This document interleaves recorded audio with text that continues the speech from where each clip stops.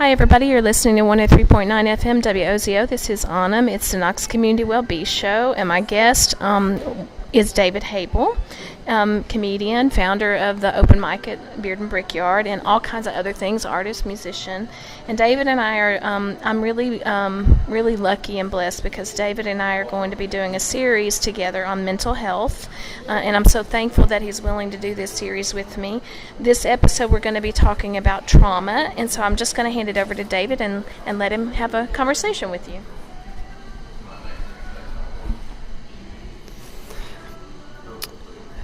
Hello, Knoxville. My name is David Habel.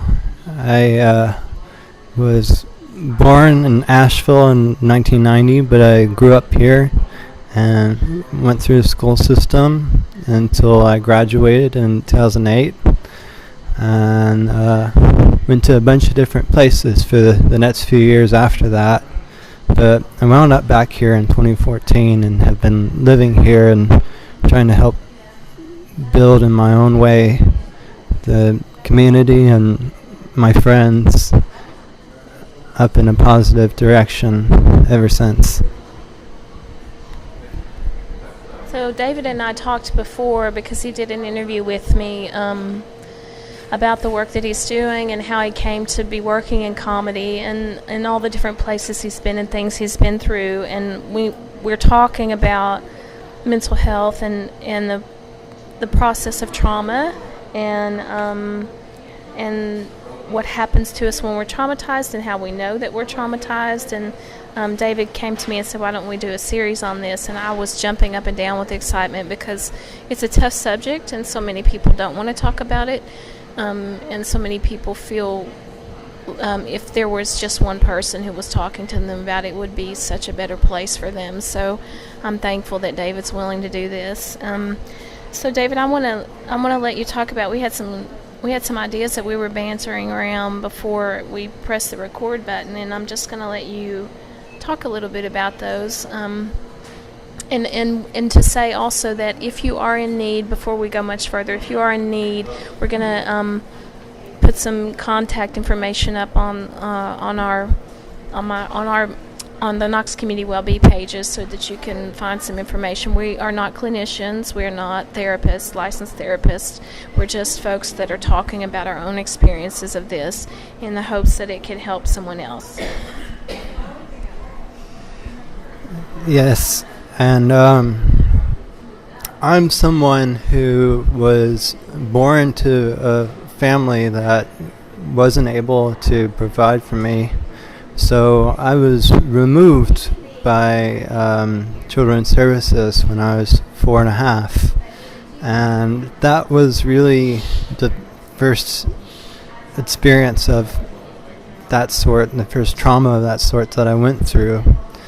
But I grew up living my life through the filter of that and not really having the tools to process that or be able to even address that it was there, to understand that it was there. And that meant that when I eventually became aware of my depression and became aware of my health issues, it was there waiting for me. And it's something that I've had to address a lot in my adult life because so many beliefs go back to that day, go back to wondering why I wasn't enough, or what they did wrong, or now I think about that, but at the time it was the day I was taken. So with the border separations and all the people being removed from their families, it brought it back to my mind in a full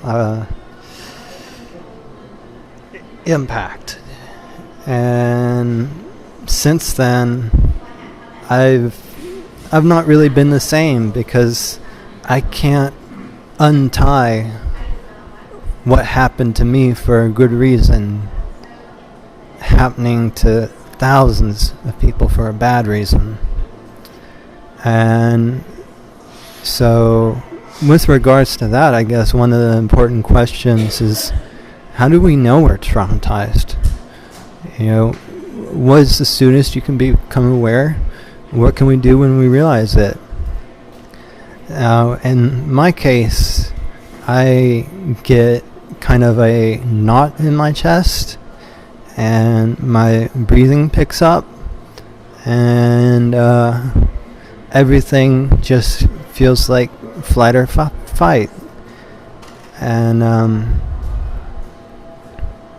like I have to make a choice immediately, and it feels like you're gonna burst, or you're led, or something along those lines. I had a car crash last November 14th, and I was all right after that, so it was physically, but for a while there was times when the red lights on cars ahead of me stopping would make me super nervous, and I didn't have to be driving. I just had to see them, and then I remembered that night and not stopping in time. So these traumas can affect you as a child. They can affect you as almost a 30-year-old. They can affect you your entire life. So there comes a point where we need to understand these things. We need to understand what it feels like and what to do when we feel it. I've had a number of days in the past years where I just felt like everything I had planned for my future was just gone, just swiped away from me in a moment's notice. Some of them were building up for weeks, and eventually the right catalyst came along and things popped off. But what do we do when we realize we have that pit in our chest? When we realize we feel like there's no hope for the future and our situation's inescapable? If we have people we can rely on, or even if we're not sure we can rely on them, we do our best to reach out and to talk. And I have felt so bad for opening up so many times initially, and then been entirely surprised by the reception I've gotten to things I've been unable to stop talking about. And but those were the days and the incidents when I had a support network behind me, and we figure out what parts of ourself,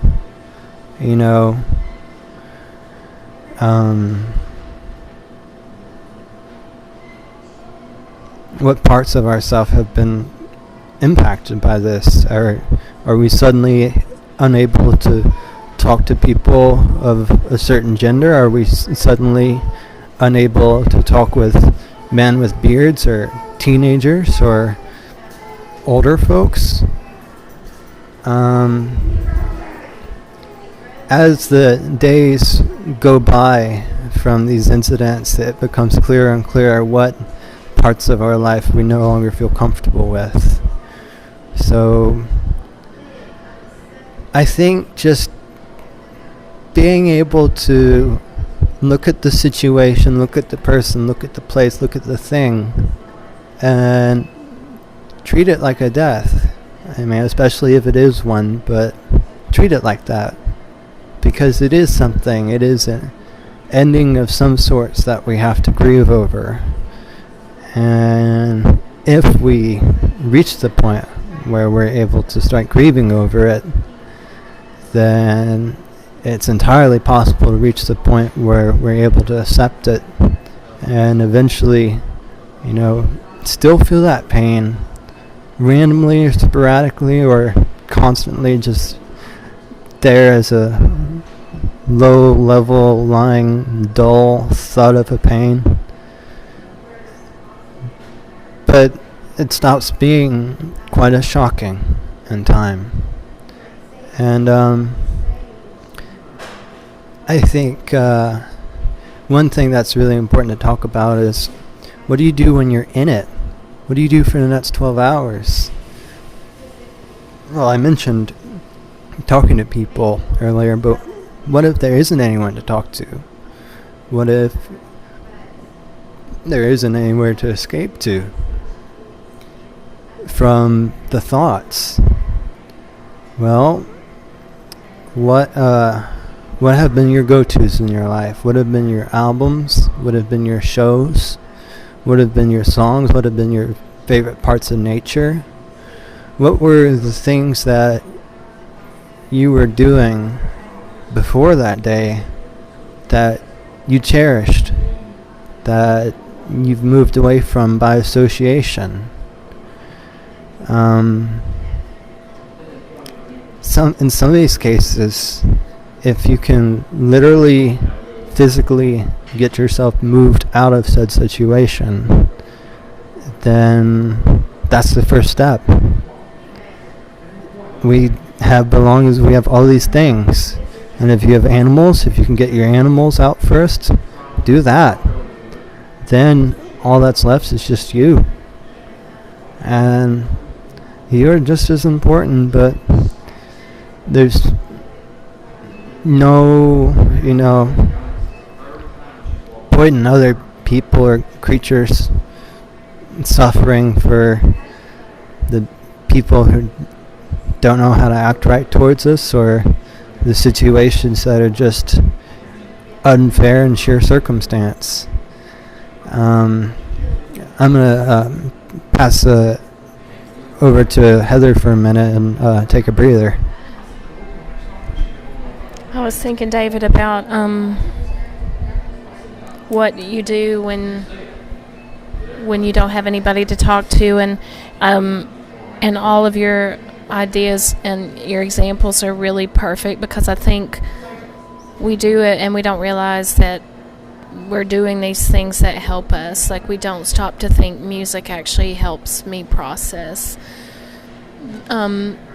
I think we were talking too about the days before the internet and feeling really alone back in those days. I'm so glad in some ways that the internet exists now, because there are online communities. If you have access to the internet, there are online communities where you can go and you don't have to actually even participate in them. You can just read other people's stories, and then you really, really do start to see that you're not alone.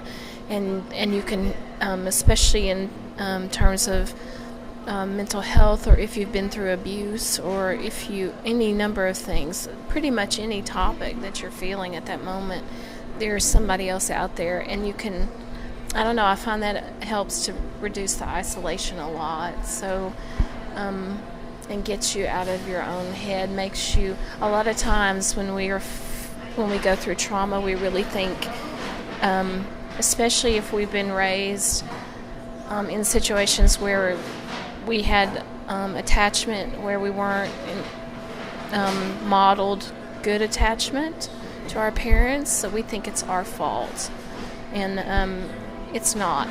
So I'm going to let you talk again. I agree with that. I had many aspects of my childhood which were great, and I was adopted into a family of privilege. But what, money can't touch is what's on the inside. And if you internalize it, if you hide it and put it on the inside and bury it under many layers of masks, there's no way to address it. There's no way to heal from it. So we have to look at it at some point, and I think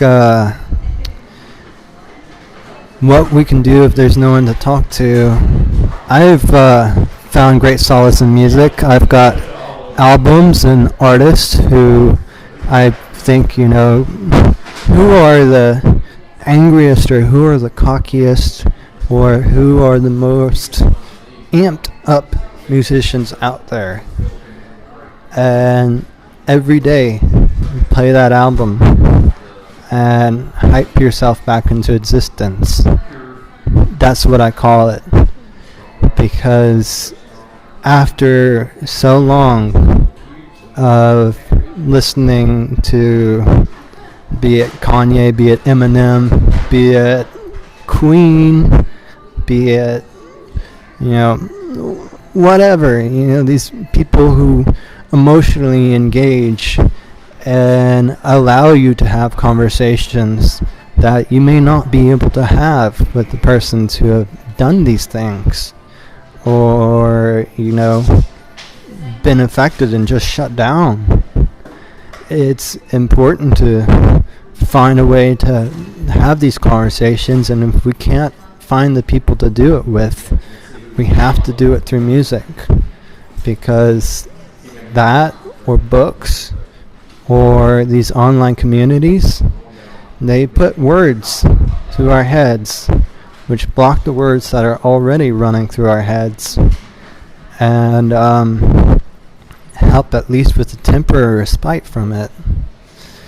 Myself, I struggle with ADHD and I struggle with chronic pain. And having found the chronic pain community on both Instagram and on Facebook, and having found the ADHD community likewise on both of those places, I regularly find myself reading posts that are sharing things that I thought were my fault. I thought this was my fault, I thought I was the only one who walked out of the room and left the oven on and started watching TV and the smoke alarm went off. But no, it's a regular ADHD thing. I thought I'm the only one who has trouble with filling out applications. That is a thing that I struggle with, and no, it's an ADHD thing. The same thing can be done with trauma and PTSD, and it's important because if we don't challenge the lessons we learn from some of these situations, then we keep applying them to new situations, and we can do a lot of damage forward by not trying to find some resolution, if not with others, within ourselves. Because we may never get that apology. We may never get that absolution or the things that we think would make us feel better. But at least within ourselves, we can actively work to address these things that have taken power away from us. And nobody is under an obligation to go back into a situation that was traumatic for them, be it people, places, or things.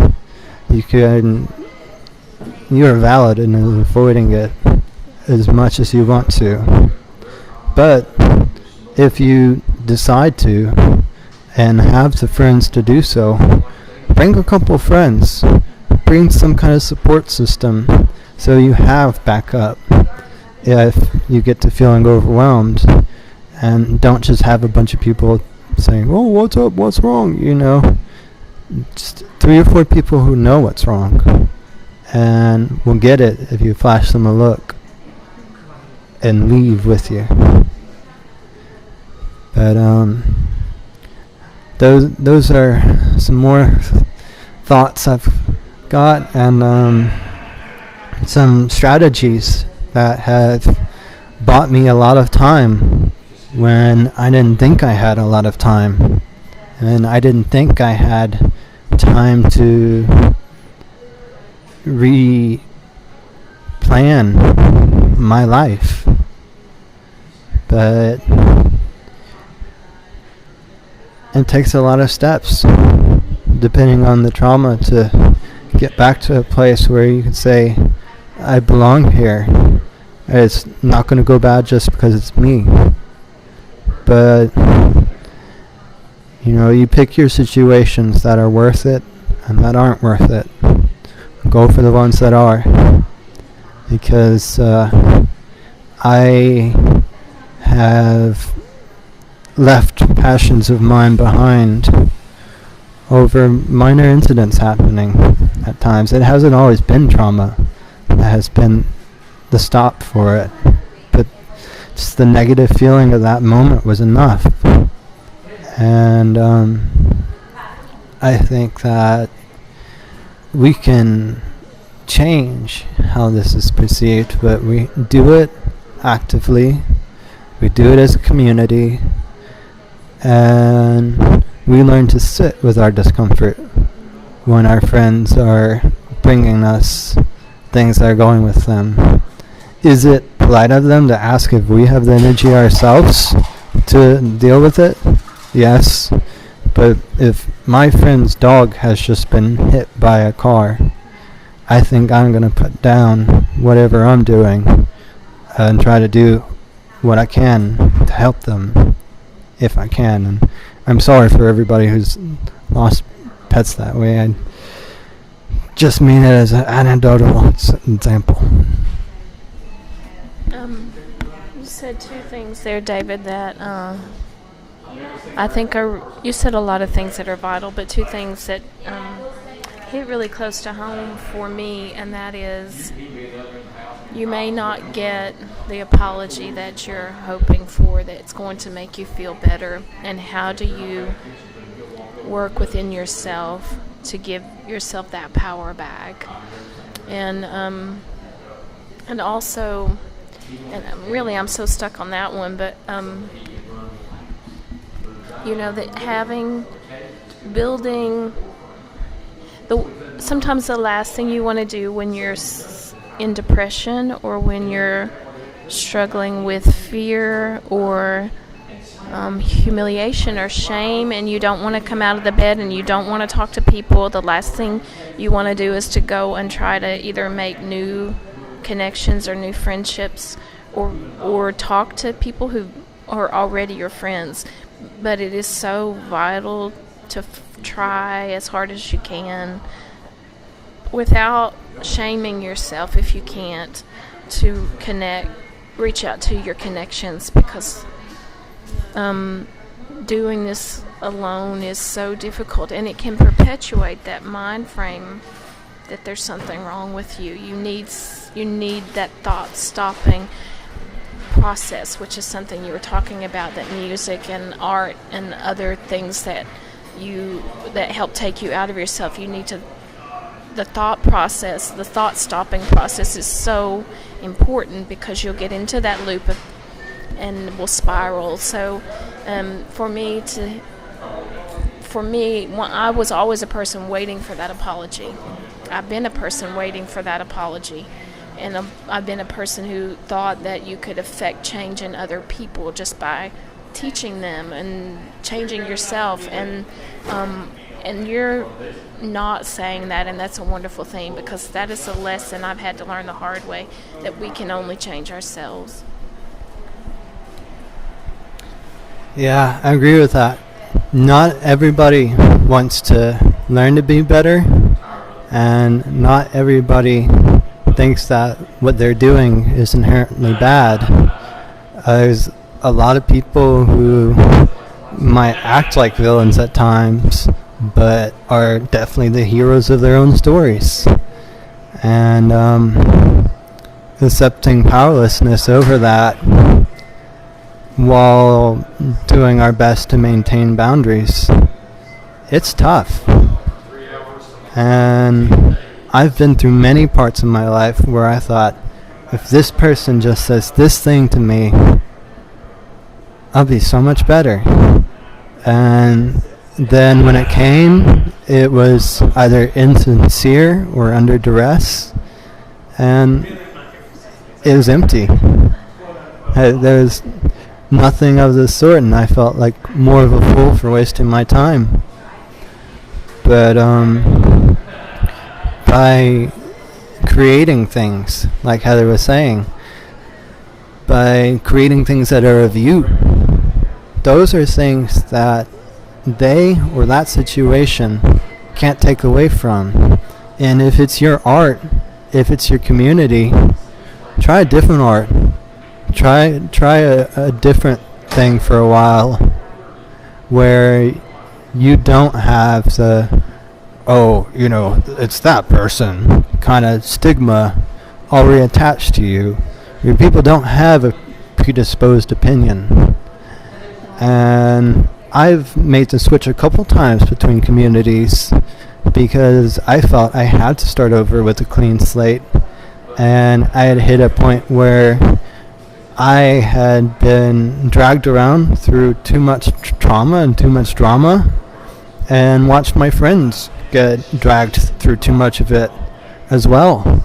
Some of them when they weren't even out in public to defend themselves because they were dealing with their own things. And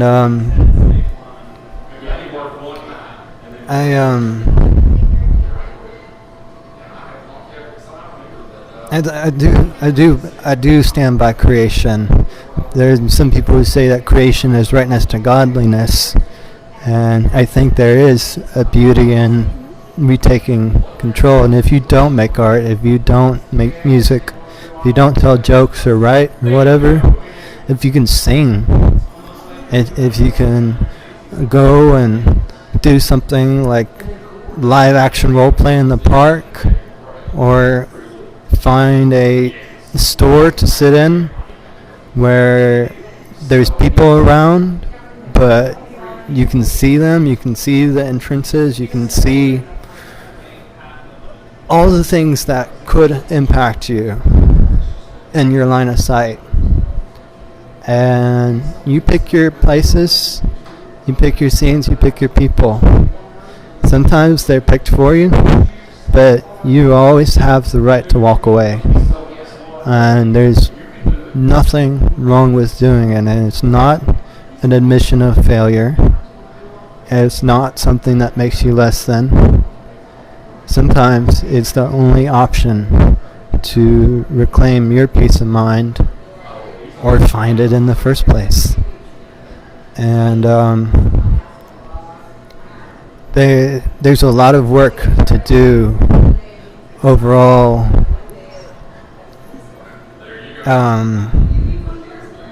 All over, with people becoming comfortable enough to open up about these struggles, and people being comfortable enough to listen to them. A lot of people don't want to hear it because it makes them have to admit their own darkness.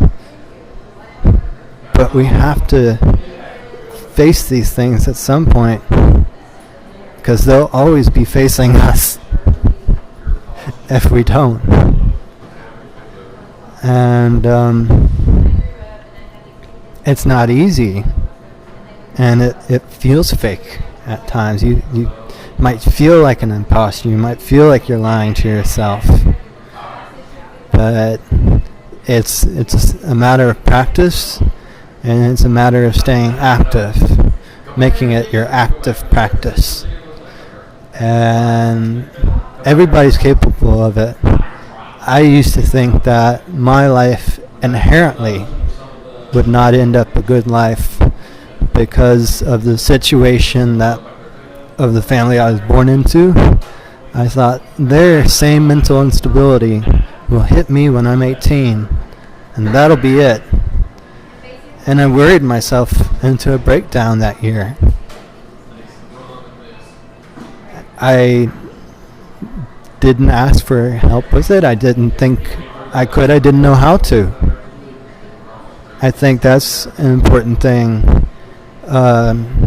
Learning to ask for help outside of traumas. Learning to reach out outside of them, so that when the big ones hit, we've got plenty of practice doing so. And so we can hear some viewpoints and perspectives that run counter to our own minds.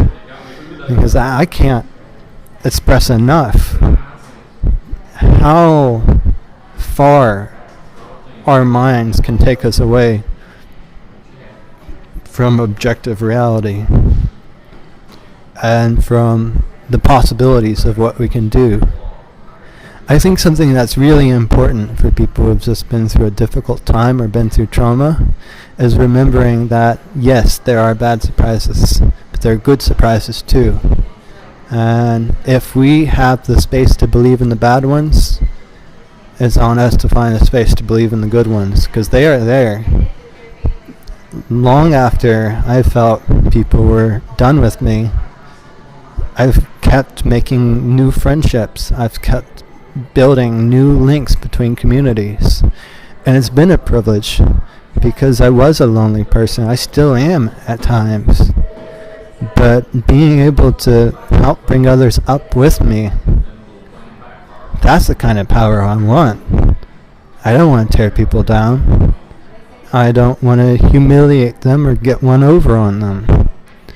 I want people to know they have worth as themselves and to understand,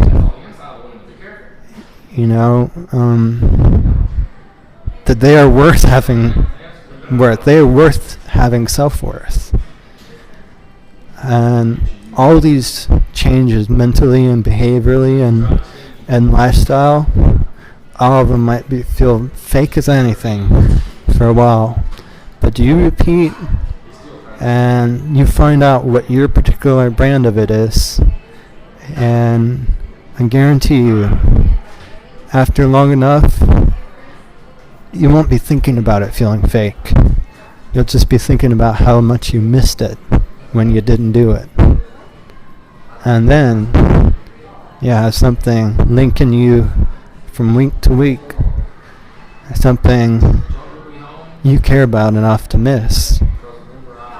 And that is essential coming out of these situations, because of how much we miss ourselves from before then.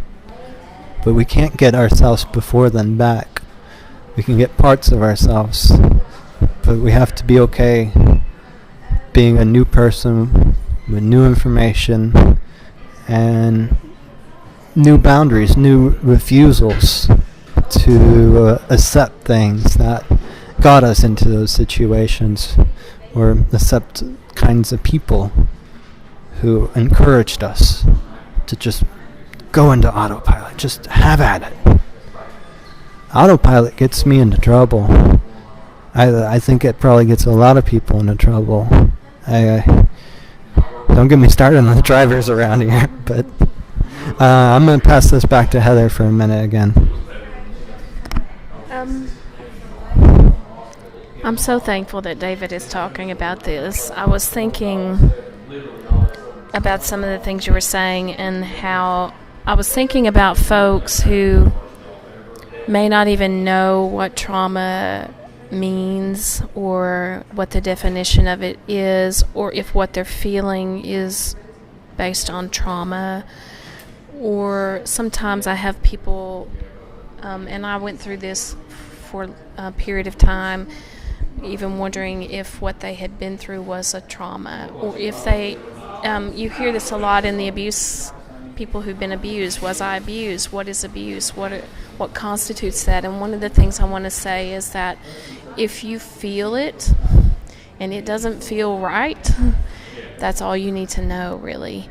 You can look these things up on the internet, and there are all kinds of organizations that will give you lists of what constitutes trauma response, what constitutes trauma, what constitutes abuse, and that can help you. But at the end of the day, if you're feeling something just off, if you encounter people where you feel something's just not right, because you were mentioning get out, away from people like that, that's really all you need to know. And I think in our society, we really work a lot on not judging others. We hear that all the time. Don't judge. You shouldn't judge. Take the mote out of your own eye before you take the splinter out of someone else's, but there are cases where that's not the case. You really do need to just leave, and it's hard for people to know to do that. So I'm just mindful that if you don't know and you are questioning whether what you've gone through is traumatic or whether your feelings are quote normal or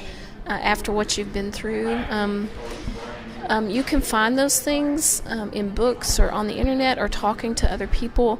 There is free services out there. I know a lot of people don't feel comfortable with the institutions, but there are even phone numbers you can call where you don't have to identify yourself and you can just talk to a stranger. And sometimes people just want to talk to strangers and not people that they know so that they can keep that information quiet. But that's available to people out there. So I just want to mention that. I want to piggyback on what Heather was saying a minute ago. I'm somebody who struggles with chronic pain and chronic fatigue. There's a word that is the term for discrimination against people who are disabled called ableism. And that is, people not providing the same access or thinking that folks with disability have the same rights to access as people without it. And in my case, having chronic pain, I've thought for a long time, oh, it's not good enough. I'm not sick enough. I don't deserve to be entitled to the same benefits or compassion as people who are much, much sicker might. And I have to fight that regularly, even as an advocate for folks with chronic pain, with chronic illness. I have to fight it within myself. But when I do, I try to remember I was in recovery for a little while in my early 20s, trying to figure out who I was about. And there was somebody who said, my paper cut is not your bullet wound, but it's enough for me. Your trauma doesn't have to be the worst you've ever had. It doesn't have to be the worst that's ever happened to your family. It doesn't have to be the worst anything. It just has to be enough. And if it's enough in your own mind, it's valid. And you can ask for as much or as little help knowing that as you want, and you're still valid. Some of us aren't ready to deal with it, and that's okay.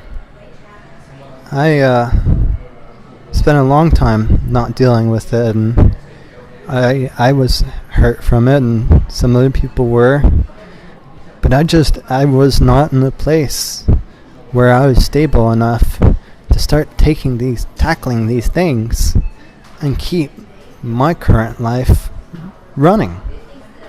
I wasn't, and it wasn't my fault, and if you're not there yet, it's not your fault. It is what it is, and that's all it has to be. Yeah, and I think in later episodes we're going to talk about when people aren't in the place where they are ready to heal, and the differences between people who harm by accident and people who harm on purpose as a way of their own defense mechanisms. But for now, it is enough to know that we were talking about this earlier, and I and based on what David was talking about, your trauma is your trauma. And I said there's another term that we have called the cult of positivity, where we have this individualistic thing that goes on in the U.S. and kind of the talk showization of how we can just overcome everything, or almost a pop psychology approach to trauma, and that the end result is always that we're going to end up happy and better, and that is the hope of the end result. But David mentioned we often will not be the same person, and we lose something, but we don't lose ourselves, and that's, I think, and we'll talk more about that in another episode, but I think that point is very, very valid to pay attention to what David's saying, because you're going to get there, even if you're not there right now. Just being aware. Awareness is how it starts.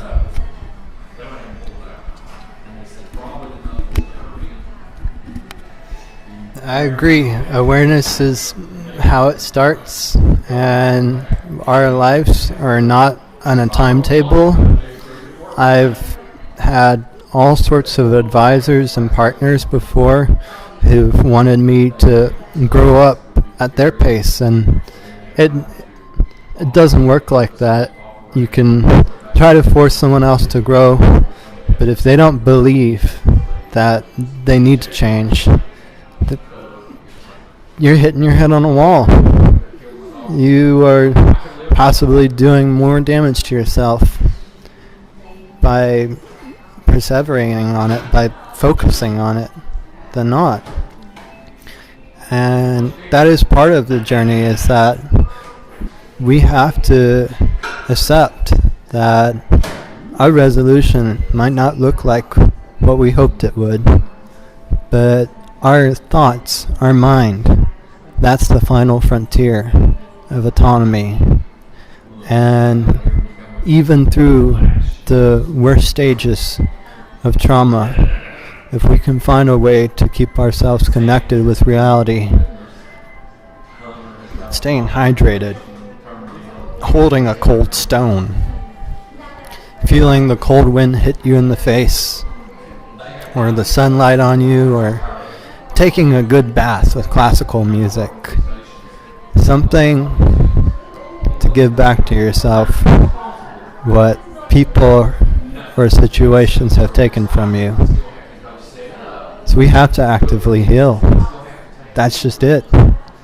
We have to actively heal, or else we're going to actively hurt. And it's not all about being happy. There's this misconception in our society that if we are doing our best, we're only going to have 4 or 5 different emotions, and none of them are going to be negative, and that's not true. Many of my friends have been on ADHD meds or antidepressants and come off them because it didn't, take out that 1 or 2 feelings. It took out most of them. And we can't look at our emotions in extremes. Like, we have to learn how to live with all of them individually. But we can't, count on being able to obliterate them. We can't count on being able to chuck them away. Because once we start switching that part of ourselves off, we run the risk of becoming part of this toxic cycle. So I think it's better to feel, and better to be open to it than to bury it down beneath a bunch of masks. Because the people who are supposed to love us are going to be really disappointed if they find out that we're really someone else later on. So that's why, if we can present our real selves and they still like us, that's a better friend than 6 or 7 friends who like the primped and proper version. And I'm not saying go run around like there isn't any consequence for it, because we still gotta use common sense. But find you, be you. They don't deserve that kind of power. The situation doesn't deserve that kind of power. Your past doesn't. And for any of you out there who might be feeling like you're living in your epilogue, I started feeling that way a decade and a half ago. And now I've lived half my life dealing with that feeling on occasion. But I'm here. And it's not an epilogue. It's the 5th sequel. And maybe, just maybe, the epilogue is decades from now. And you do have a chance and there is a possibility things can get better. But the first part of that is believing they can, or at least reaching out. The only other thing I want to say about that, and we can talk about this more too, is that David mentioned that feeling your feelings is important, and I think a lot of people, and you've talked about this a couple of times, the feelings can feel so overwhelming and intolerable that we don't think we can withstand them. And that is what, at the core of so much of this, brings us into the places where we get stuck. I absolutely have that same issue. Sometimes there are emotions that feel super intolerable, and there are emotions that are accepted in this society, in Western society, and emotions that are not accepted. And so anytime we get close to something that makes us feel like we can't tolerate it or that it's not acceptable, we run from it. And there are techniques, and we can talk about those in the future, of how to manage those emotions. But for now, David's right. It's important to know that you can feel those things. They don't have to have the power over you. We know that there are some disorders, for instance, that are tremendously impacted by emotion, and that's a different topic, and that requires specialized help. But for those of us who are not having those types of disorders, that's important to know that you start with the awareness that there are things that can help you manage that, and then it stops being so scary. I'm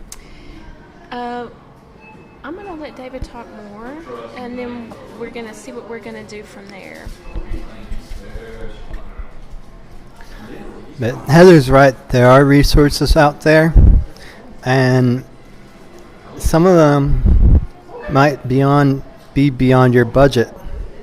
But that's where the folks who have had these experiences and can share anecdotally, or that's where spreading access to this kind of information helps, because you never know who needs to hear it. I share lots of depression awareness and chronic pain awareness memes and posts on my Facebook, and some people might laugh and scoff about it, but like I said, not everybody's ready to address these things, but better believe everybody's hurting from something, and some people do want help, don't know how to ask, and that's one of their main comforts. Just seeing some words from somebody else that says, no, this is a real feeling, you're allowed to feel this. It's a big difference maker, and I think the more we can stand together as scenes and as parts of town, encouraging mental health support and encouraging a conversation around it, and encouraging a conversation around feedback in the first place, and people being able to talk to each other like everyone's humans, because we are all people, and not everybody's a big person and not everybody's a small person, and most people aren't in either extreme. And there's a lot of dark ways and to feel about the world and approach the world, but I spent those years bitter. I spent those years resenting. I spent those years blaming individuals for things that I wasn't ready for. And it didn't get me anywhere. It just got me mad years after the fact, over and over and over again. And knowing now that some of those feelings I was so scared weren't valid were, and knowing now that the fact of the matter was I wasn't ready for said situations, has gone a long way towards forgiving myself, because we're not bad people for feeling. Our responsibility is controlling our behavior afterwards, and if we can't, getting enough space between us and situations where it could hurt people. I do stand-up, and there have been many times when I've wanted to come out and perform and had to just look at myself in the mirror and say, I'm not in a good place tonight if something pops off. Unfortunately, that is far more rare than us just having a good old time and everybody going home feeling much happier. But there's people and situations in every scene, and there's traumas in everybody, and we have to learn to live with them. Because if we give up thing after thing, hope after hope, because of the least of us, we keep losing. We're the ones who lose. And I want to have a life I can look back on when I'm old and say, I did all right. But that means that the things that made me who I was, I'm going to have to unwire some of them. Because some of them were built on faulty information. And,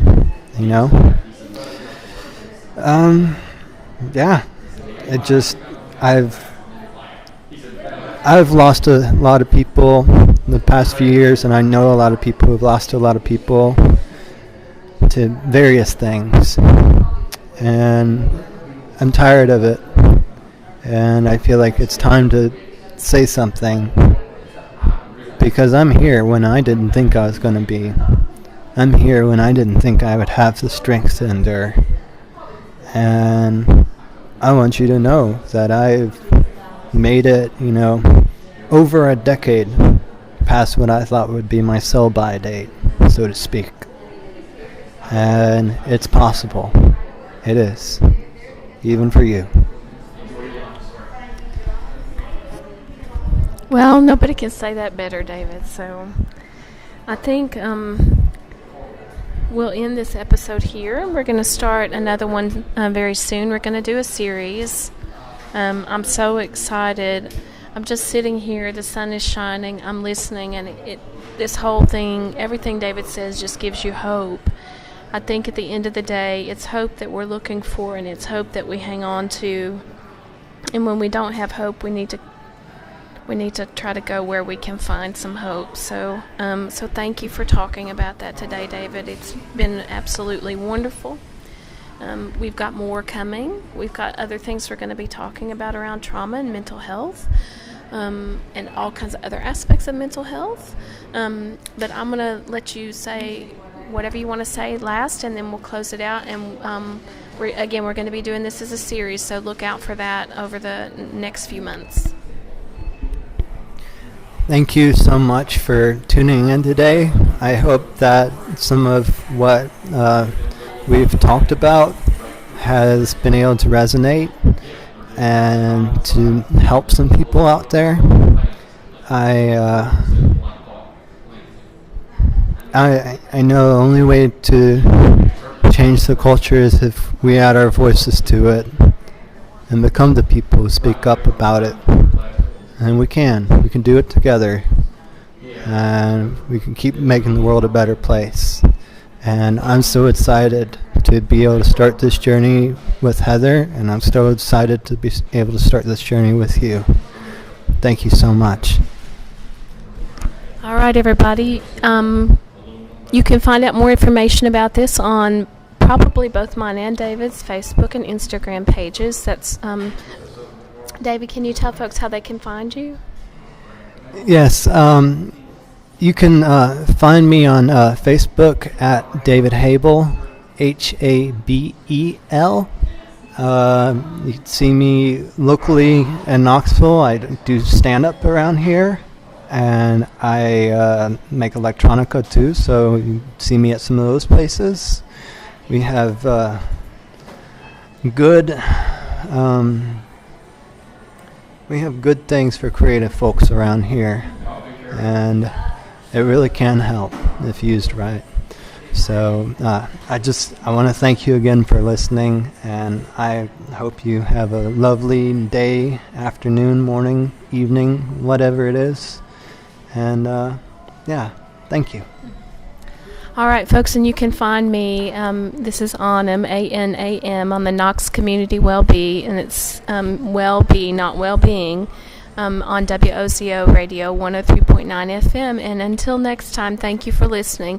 And please feel free to contact us if you want to reach out. Until next time.